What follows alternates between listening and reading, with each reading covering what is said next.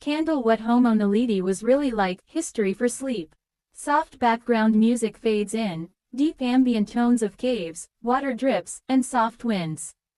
Rock introduction. Long before Homo sapiens, before Neanderthals, before even Homo erectus, there was another species of human. A being that walked upright, used its hands with intelligence, and lived deep within the caves of South Africa. A being both familiar and alien. A being called Homo Naledi. Tonight, as you drift into sleep, we'll travel back nearly 300,000 years, into the shadowed depths of the rising star cave system, where the bones of this mysterious ancestor were first found. This is not just a tale of discovery. It's a story of mystery, courage, and the question that keeps scientists awake at night. Could Homo Naledi think like us? Whole Chapter 1. The Discovery. In the year 2013, two cavers crawling through a narrow passage deep beneath the surface of South Africa stumbled upon something extraordinary. The tunnel was tight, only 18 centimeters wide. It twisted through stone and darkness. But when they reached the end, they found a chamber glittering with bones. Hundreds of bones, skulls, ribs, fingers curled in eternal rest. The explorers called in paleoanthropologist Lee Berger, who soon realized this wasn't any ordinary discovery. The bones belonged to a species no one had ever seen before. DNA Chapter 2. Meet Homo Naledi. Homo Naledi was small, around 1.5 meters tall and weighing just about 45 kilograms. Their skulls held a brain roughly the size of an orange, less than one-third the size of ours. And yet, they were human. Their hands had long, curved fingers, perfect for climbing. Their feet were nearly identical to modern humans, built for walking long distances. Their teeth were small and neat, suggesting a mixed diet of plants and meat. And their faces, gentle, with a flat nose, small jaw, and eyes that must have gleamed with awareness. But here's what makes Homo Naledi truly astonishing. Despite their small brains, they may have shown signs of symbolic thought, of ritual, emotion, and respect for the dead. Candle Chapter 3. The Chamber of Secrets. The bones were found deep in a chamber that no predator could reach. No flood could have swept them there. The only explanation is that Homo Naledi placed their dead intentionally. It was as if they were burying them. This act, returning their own to the earth, was once thought to be unique to modern humans and Neanderthals.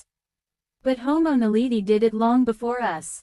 Imagine them, small, dark-skinned figures carrying the body of a loved one through narrow tunnels, flickering torches lighting the walls, whispering soft sounds of mourning as they lay the body down.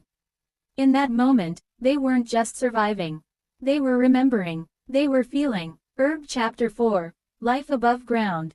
Outside the caves, Africa was wild and unpredictable. Massive predators roamed, saber-toothed cats, giant hyenas, and early lions.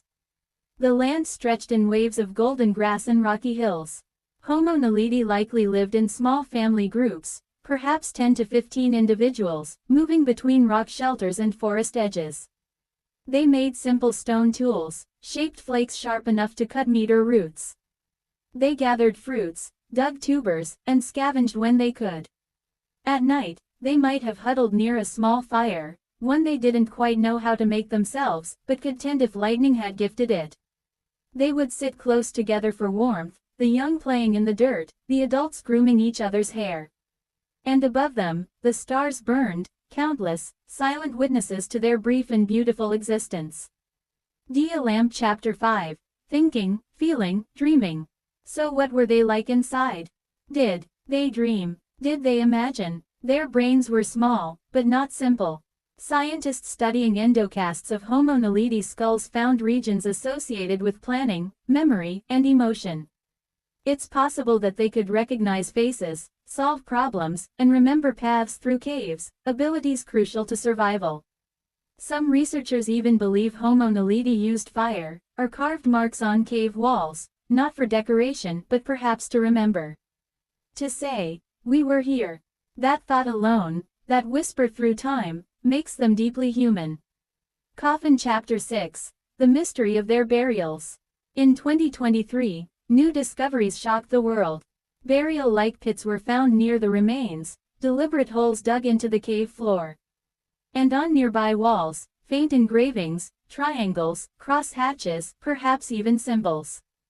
If true, it means Homo naledi practiced ritual behavior 100,000 years before Homo sapiens ever did.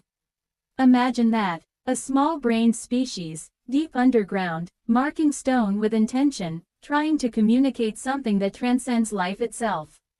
It forces us to ask, what does it really mean to be human? Milky Way Chapter 7, Extinction and Legacy. No one knows what happened to Homo naledi. Perhaps they were outcompeted by larger, more advanced species. Perhaps climate change pushed them from their caves. Or perhaps they simply faded, one generation at a time, into the silence of prehistory. But in those caves, their bones waited. For hundreds of thousands of years. Waiting for us to find them. Waiting for us to listen. And now we do. Their story teaches us humility, that intelligence wears many faces, that compassion may come in unexpected forms, and that the spark of humanity is far older than we ever imagined. Crescent Moon Epilogue. The light in the dark. As you drift toward sleep, imagine that cave once more. The walls gleam with torchlight. The air is still. Somewhere in the dark, a small hand touches stone, leaving a mark, a simple, deliberate gesture that says, I was here. That mark has outlasted their bodies, their names, even their world. And in that mark, in that single moment of awareness, Homo naledi became part of us.